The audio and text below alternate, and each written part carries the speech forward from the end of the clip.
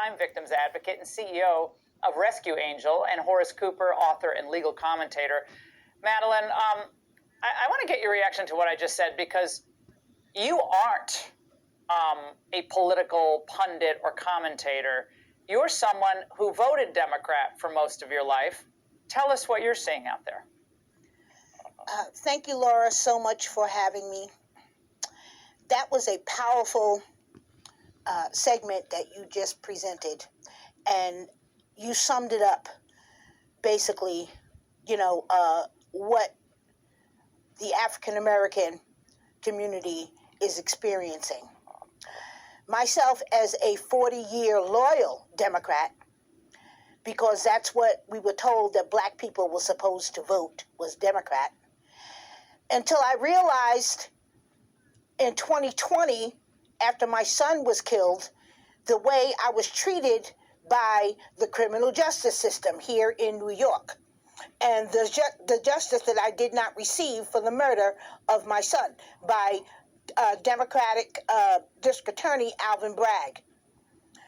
And then like everyone else, all you have to do is just step out of your front door and you could see the dilapidated housing, the failing schools, the crime, the poverty, the runaway drug use, the abortion, the open air,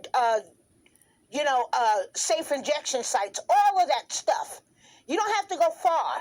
When you're from the hood, all you have to do is step outside your door. But we continue to give our votes away for nothing in return. So that's one of the primary reasons why I decided to vote for Trump in 2020.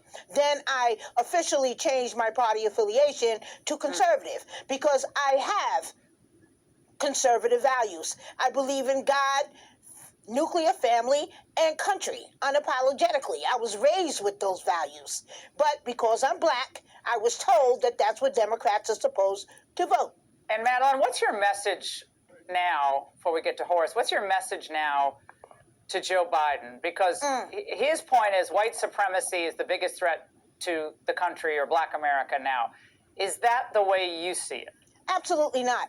The biggest threat to America right now is that they continue to impose on us, and we continue to chase the ghosts of slavery past. And they continue with the narrative to keep us enslaved in our minds with the slavery and oppression and racism. We've been marching for 60 damn years to reach the mountaintop, and we have not made it yet.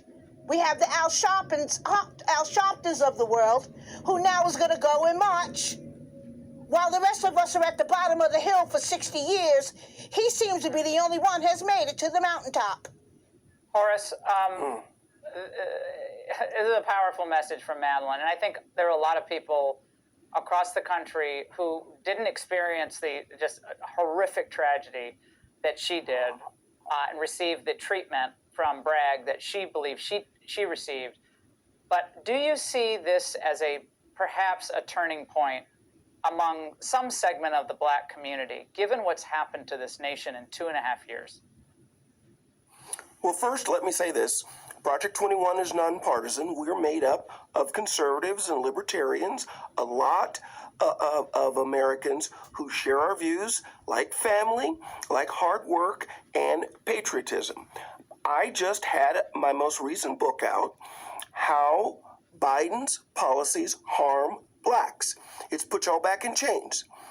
More and more black Americans are looking around, and they are seeing that these policies, the Bidenomics vision, hurts America, and it particularly hurts blacks. The main reason for that is the best advice anyone could give you: don't partner with a deadbeat dad.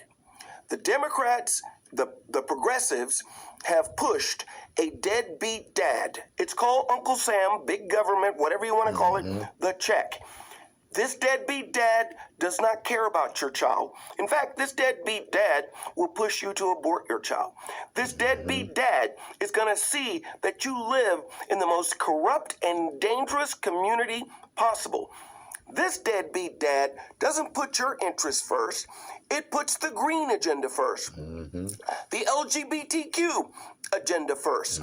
Black Americans have found under Biden that their issues are going to the back of the political bus. And more black Americans realize the deadbeat dad is not the answer for them.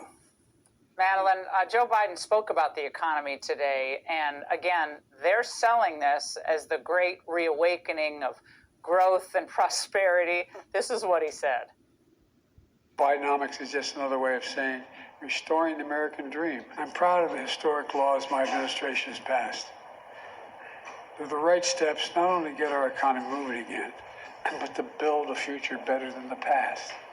I'm not trying to return to the past. I'm trying to build a better future than we had. Right. Madeline, is that what African Americans are saying, that the future is looking really bright with cost of energy and the cost of living and the rising crime and the open border? That's all going to be good for Black America? Absolutely not. 3 years ago, the same salary, okay, used to pay all of my bills, all right? I was able to live from paycheck to paycheck, maybe save a few dollars, all right? Get my credit, pay off my credit cards. 3 years later, I'm now scraping the bottom of my change jar, all right, to buy a loaf of bread, all right, with the same salary, the same spending habits, and everything, all right? Joe Biden is lying about the economy, all right? We are being killed out here. The middle class has been pushed down into the working poor. The working poor has been pushed down to the working dirt poor. All right, we cannot survive. All right, we are barely making it with the same salary, with the same spending habits. The prices are just out of control. Out of control. I hope the country tonight is watching. I hope Republicans who want to run for office, I hope they're watching this, and I hope we as Americans can come together for a better day. Because this is about common sense at some point. Yes. Madeline and Horace, thank you both. Hey, Sean Hannity here.